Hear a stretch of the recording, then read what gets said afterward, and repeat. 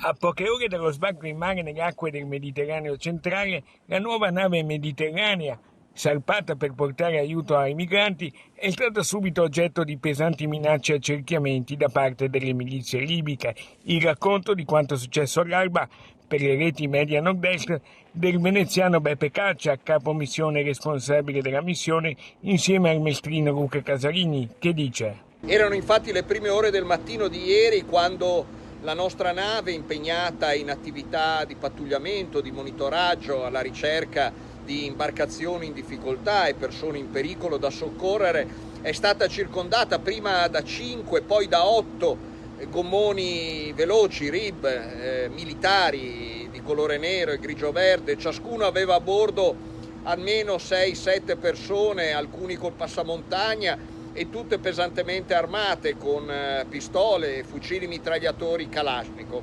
Si sono avvicinati alla nostra nave e alla radio hanno iniziato a ripetere ossessivamente "Go out of Libya, go out of Libya".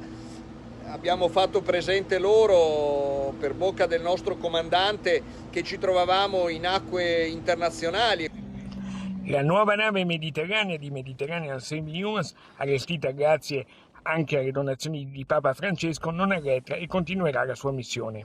E soprattutto abbiamo fatto presente loro che questo tipo di intimidazione mafiosa in acque internazionali non ci faceva paura e che avremmo continuato, come stiamo continuando mentre vi parlo, la nostra missione di ricerca e soccorso in mare.